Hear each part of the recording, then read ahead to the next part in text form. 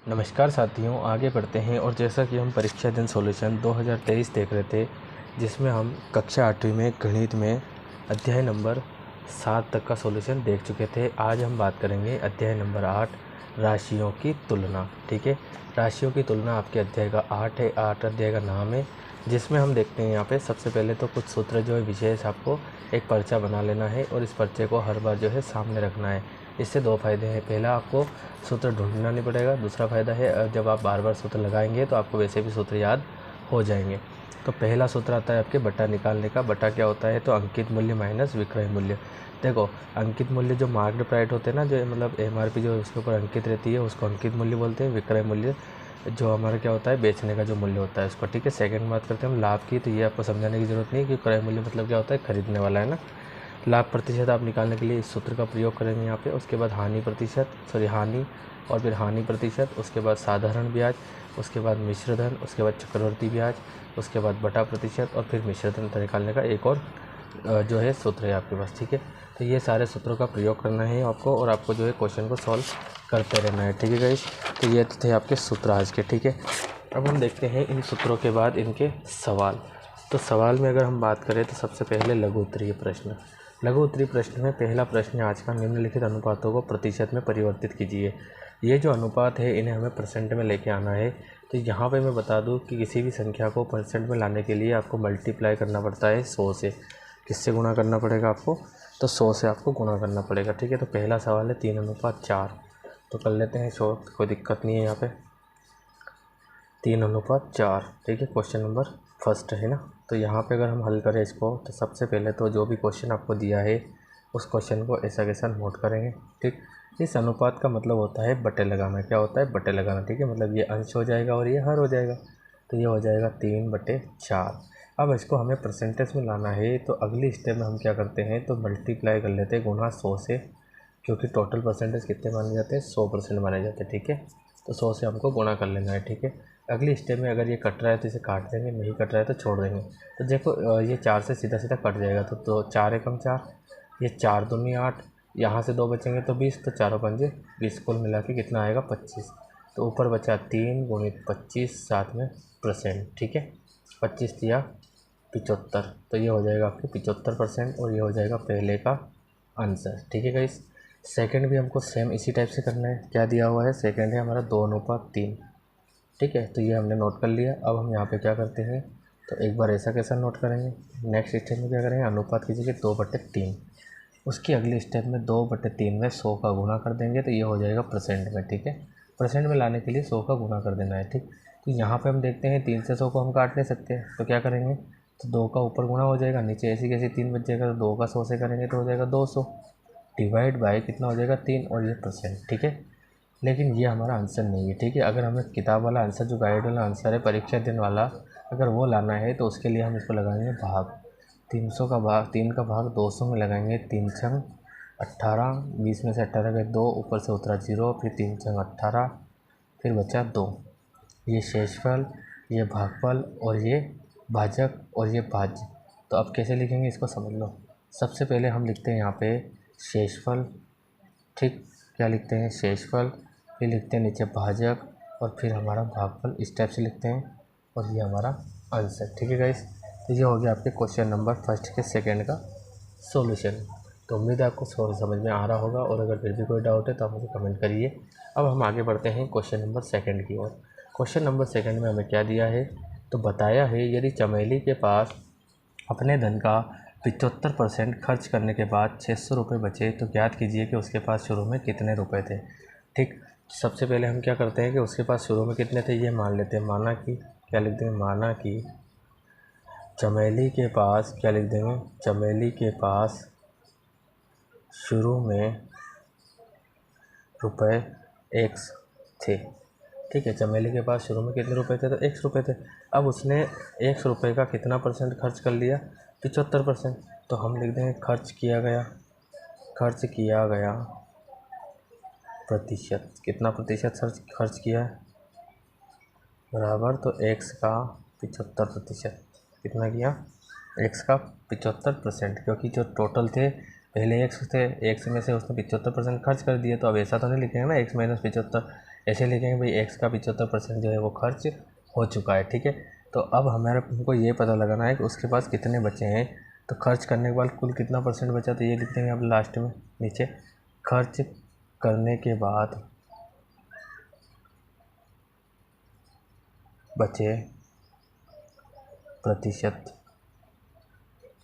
कितने प्रतिशत पैसे बचे उसके पास, कितने बचे प्रतिशत रुपए, है ना, ऐसा कर देना आप, कोई दिक्कत नहीं है। तो देखो एक्स का, ठीक है, वैसे मैं गाइड की विधि समझा रहा हूँ आपको, क्योंकि कुल परसेंट कितना होता है 100 में से कितना परसेंट खर्च हो गया है 75%। ठीक है, तो 75 माइनस कर लो, तो एक्स का कितना बचेगा 25%, कितना बच जाएगा 25%। ठीक है, तो लगा देंगे प्रश्न के अनुसार, किसके अनुसार, प्रश्न अनुसार। ठीक है, प्रश्न के अनुसार अब हमको क्वेश्चन में क्या दिया था फिर से सुनिए, खर्च करने के बाद 600 रुपये बचे। तो ये टोटल खर्च करने के बाद का हमारा पूरा मैटर हो गया। तो आप जितना बचा वो इसके एक बराबर चला जाएगा, क्योंकि पहले जितना था उसका 25% किसके बराबर है, जो बचे उसके बराबर है। तो यहाँ पे हम लिख देंगे एक्स का 25% बराबर 600, क्या लिख देंगे 600। का की जगह हम लगा देंगे गुणित 25, और अगर प्रतिशत लगाएंगे तो गुणा 100 का, और हटाएंगे तो बटे में 100 भाग 10, है ना, बराबर 600। ठीक है गाइस, यहाँ पे हमें x का मान निकालना है, तो ऊपर वाली स्टेप हमेशा नीचे आती है, नीचे वाली स्टेप हमेशा ऊपर जाती है। तो यहाँ पे x बराबर 600 गुणित में क्या आ जाएगा 100, और बटे में क्या आ जाएगा आपके 25। ठीक है, तो देखो 25 से कम 25 और 25 चौक 100, तो ये जो है शॉर्ट में आप काट सकते हैं तो काट लीजिएगा।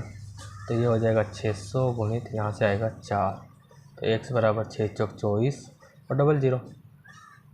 तो अतः चमेली के पास शुरू में कितने थे, तो शुरू में थे 2400 रुपये। ठीक है, और यही हो जाएगा आपके फाइनल आंसर। ठीक है गाइस, तो ये था आपके सेकंड क्वेश्चन, यहाँ से आप इसे नोट कर सकते हैं, नोट कर लीजिए ये, उसके बाद ये। अब हम बात करते हैं क्वेश्चन नंबर 3 की। क्वेश्चन नंबर 3 आपको क्या दिया है, 25 विद्यार्थियों में से 72 विद्यार्थी गणित में अच्छे हैं, कितने प्रतिशत विद्यार्थी गणित में अच्छे नहीं हैं। तो कुछ भी नहीं करना है, यहाँ पे 25 में से 72 विद्यार्थी गणित में अच्छे हैं। ऐसे विद्यार्थी जो गणित में अच्छे नहीं है, तो कुल परसेंट 100 होता है, 100 में से 72% तो गणित में अच्छे हैं, तो 100 में से 72 माइनस कर लो, जितना बचे वो कितने काय में हो जाएंगे आपके, तो वो चले जाएंगे गणित में अच्छे नहीं होने वाले। ठीक है, तो ये तो आपको इसी से देख के कर लेना है, कोई ज़्यादा टफ नहीं करते। अगला हम बात करते हैं चौथे की। एक फुटबॉल टीम ने जितने मैच खेले उनमें से 100 मैच में जीत हासिल की। ठीक है, एक फुटबॉल टीम ने जितने भी मैच खेले उनमें से 10 मैच में जीत हासिल की। यदि उनकी जीत का प्रतिशत 40 था तो उस टीम ने कुल कितने मैच खेले। तो सबसे पहले हम लिखेंगे, माना कि फुटबॉल टीम ने कुल x मैच खेले। ठीक, अब क्योंकि कुल मैचों का प्रतिशत कितना है 40% बराबर क्या है 10। ये कैसे आया मैं आपको ये समझा देता हूँ।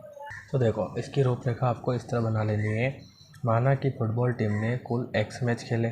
ठीक, कितने मैचों में जीत हासिल की, तो जीत हासिल की बराबर 10 मैच में। ठीक, और जीत का प्रतिशत क्या रहा, तो ये रहा 40%। अब हमें ये बताना है कि जो उन्होंने कुल कितने मैच खेले। ठीक है, तो इसके लिए हम क्या लिख देंगे यहाँ पे, तो प्रश्न के अनुसार x का 40% बराबर 10। ठीक है, क्या लिख देंगे, x का 40% बराबर 10। अच्छा ये कैसे आया, तो समझ लीजिए। ठीक है, ये हमारे कुल मैच है, कुल मैचों में से कितने परसेंट उन्होंने जीत हासिल करी 10%, तो मैच कितने खेले 10 खेले हैं। ठीक है, तो ये हमारा हो गया मैटर। अब का की जगह तो गुणित लगाना है, 40% की जगह 100 लगाना है, डिवाइड में बराबर 10। मान निकालना x का, तो 40 जाएगा नीचे, 100 जाएगा ऊपर। ये x बराबर 10 गुणित में 100 चला जाएगा ऊपर, और बटे में आ जाएगा आपके 40। 0 से 0 गया, काट देंगे, 2 दूनी 4, 2 पंजे 10, फिर 2 एकम 2, 2 पंजे 10। तो x का मान निकाल लेंगे यहाँ से, तो ऊपर 5 गुणित क्या बचा है आपके पास 5, तो ये 5 गुणित 5, तो x का मान आ जाएगा 5 के 25। ठीक है, तो हम लिखेंगे अतः फुटबॉल टीम ने, क्या लिख देंगे, फुटबॉल टीम ने कितने 25 मैच खेले, और ये हो जाएगा हमारा फाइनल आंसर। ठीक है गाइस, अब अगला देख लेते हैं हम। तो अगला क्वेश्चन आता है क्वेश्चन नंबर 5। क्वेश्चन नंबर 5 है, 15,000 अंकित मूल्य वाली एक मैच 14,400 रुपये में उपलब्ध है।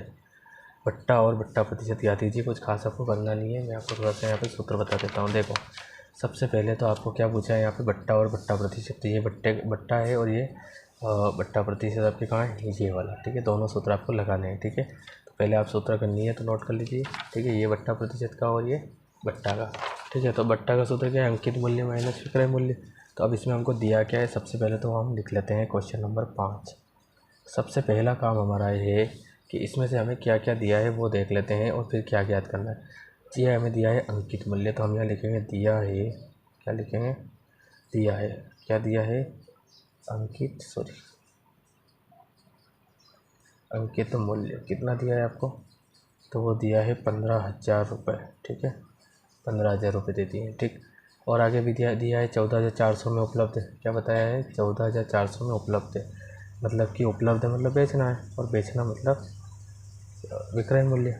तो विक्रय मूल्य कितना दे दिया है, 14,400 रुपये। ठीक है, एक हमसे पूछा है बट्टा, तो बट्टा बराबर क्वेश्चन मार्क, और एक हमसे पूछा है बट्टा प्रतिशत, तो बट्टा प्रतिशत बराबर क्वेश्चन मार्क। ठीक, तो अब हम पहले बट्टा निकाल लेंगे। तो बट्टे का सूत्र क्या हो जाएगा, तो बट्टा बराबर होता है अंकित मूल्य, है ना, अंकित मूल्य माइनस विक्रय मूल्य। क्या हो जाएगा, अंकित मूल्य माइनस विक्रय मूल्य। अंकित मूल्य दिया है आपको 15,000, कितना दिया है 15,000, और ये दिया है 14,400। ठीक है, 15,000 में से 14,400 जाएंगे तो सिंपल सी बात है कितने रुपए बच जाएंगे, 600 रुपये। कितने बचेंगे, 600। तो ये तो हो गया आपके बट्टे का आंसर। लेकिन हमसे पूछा है बट्टा प्रतिशत, तो बट्टा प्रतिशत के लिए हम बट्टा प्रतिशत का सूत्र लगाएं।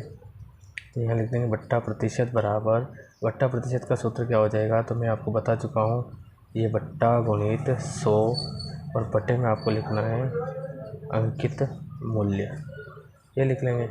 ठीक है, बट्टा कितना है आपके, तो बट्टा आया है हमारा 600, अभी निकाला हमने, तो यहाँ लिख देंगे 600 गुणित 100, और अंकित मूल्य कितना दिया था हमको, तो अंकित मूल्य दिया था 15,000।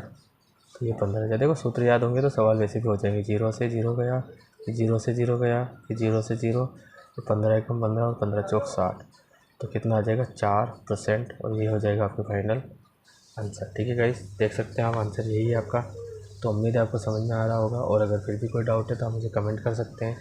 ठीक है, यहाँ पे सॉरी इसमें भी 4 है और इसमें भी 4 है, तो कन्फ्यूज हो गया, ये 4 है। ठीक है, क्वेश्चन नंबर 6, 840 अंकित मूल्य वाली एक वस्तु 714 रुपये में बेची जाती है, तो बट्टा और बट्टा प्रतिशत ज्ञात कीजिए। ठीक है, तो कर लेते हैं, कोई दिक्कत नहीं। देखो सबसे पहले आप लिखेंगे दिया है। ठीक है, क्या लिखेंगे, दिया है, अंकित मूल्य बराबर बताएंगे, दूसरी लाइन बताएंगे विक्रय मूल्य बराबर, बट्टा निकालेंगे तो अंकित मूल्य माइनस विक्रय मूल्य। तो 840 आपको दिया है, ये अंकित मूल्य आपको ऐसे ही करना है जैसे मैंने बता रखा है। ठीक है, तो यहाँ कीजिए क्या आ जाएगा आपके, तो अंकित मूल्य आ जाएगा 840, और ये 714। जब 840 में से 714 जाएंगे तो कितने, 126। ठीक है, फिर बट्टा प्रतिशत लगा देंगे, तो बट्टा गुणित 100 बटे अंकित मूल्य। तो ये स्टेप में यहाँ करवा देता हूँ, बट्टा कितना है आपके 126, गुणित में क्या है आपके 100, और बटे में अंकित मूल्य, तो अंकित मूल्य तो आपको दिया है 840, यहाँ रख देंगे 840। देख लेते हैं यहाँ पे, तो 0 से 0 जाएगा, फिर 2 चौक 8, 2 दूनी 4, 2 छंग 12, 2 तिया 6। ठीक है, फिर देखो 3 एकम 3, 3 चौक 12, 3 दूना 6, 3 एकम 3, फिर जाएगा यहाँ पे 7 दूनी 14, 7 तिया 21, और 2 एकम 2, 2 पंजे 10, और 3 पंजे 15। ठीक है, कितना हो जाएगा यहाँ पे, 3 पंजे, तो यहाँ पे आएगा आपके इसकी जगह 15, कितना आएगा 15%। ये प्रिंटिंग मिस्टेक की वजह से आंसर गलत हुआ है, तो आप यहाँ पे 15% आंसर लिख देंगे। ठीक है।